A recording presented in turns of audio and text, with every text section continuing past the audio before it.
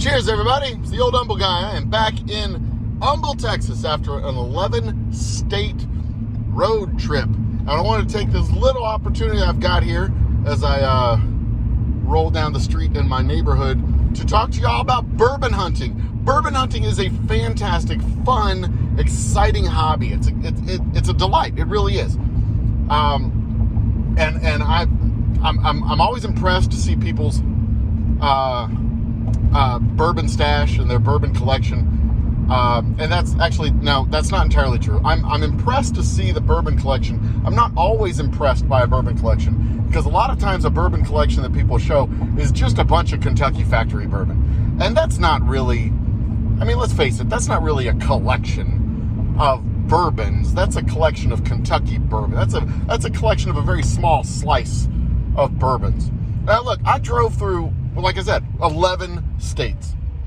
And every one of these states, Louisiana, Mississippi, Alabama, Kentucky, Tennessee, Ohio, Indiana, Missouri, Arkansas, I may be leaving one out. I think that's all of them. Every single one of them had like off the freeway, we passed a sign, said distillery, 5 miles on the right. Every single one. Ohio was Indian Creek Distillery. In Kentucky, we went to, we passed the Neely family distillery, but the distillery we went to was the distillery that does 101st Airborne, General Patton, and those guys. It was a really cool distillery right next door to the world's largest pocket knife that we got a picture in front of, because, you know, we're tourists and that's what we do. But then, so there was Ohio, there was Kentucky. I mean, Tennessee, they have all the distilleries, even factory distilleries that were really cool. But Mississippi, Louisiana, we drove right past the Bayou Rum Distillery. They got all kinds of really cool distilleries. And if your idea of bourbon hunting is simply going to the store and buying mass-produced factory distilled spirits that are sold across the entire country, well, you're not really looking for new and rare and unusual and special bottles. I mean, anybody can go to the store and buy a pocket full of Matchbox cars. That's not really a collection of Matchbox cars, you know? Stamp collectors go out and they seek out hard to find stamps that are rare and unusual. And I'm sorry, that bottle of Weller that you got may be rare in your state, but it's not rare. They make thousands of those bottles.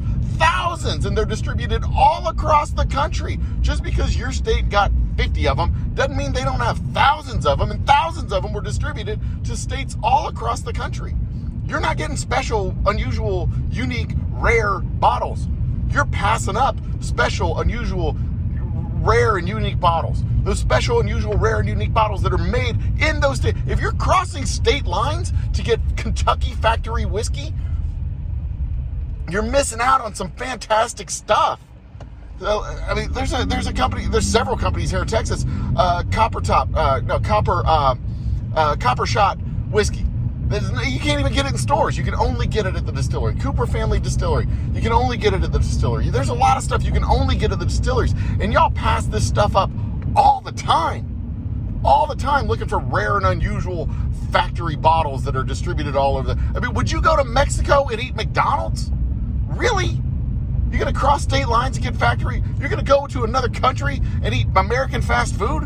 I mean, come on, man. I mean, you want to call yourself a bourbon hunter? Fine, call yourself a bourbon hunter. You want to say you're hunting rare and unusual unicorn bottles?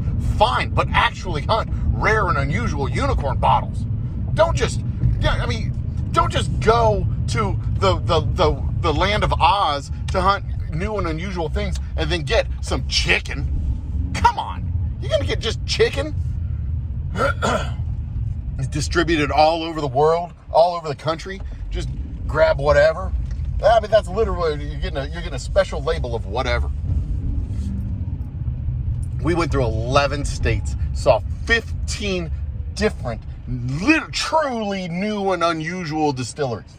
Truly new, unique. We picked up a bottle of whiskey that's a lavender-infused whiskey. Lavender-infused whiskey.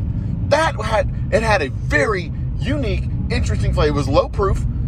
lavender infused. It tasted like, I don't even know. It tasted like lavender tea or an herbal tea with whiskey in it. It made a fantastic old fashioned. Oh my goodness. You can't get that. You cannot get that with factory whiskey. Talk about new and unusual flavors. That was new and unusual. That was new and unusual. Absolutely. And this distillery, this particular distillery, makes enough they make about as much in a year as a Kentucky factory makes in a day. Yeah.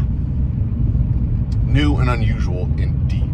Your Kentucky whiskey, your Kentucky factory bourbon, your special magic label bourbon that you're buying at 400% MSRP because it has a special label. That is not new and unusual bourbon. That is marketing, and you got took.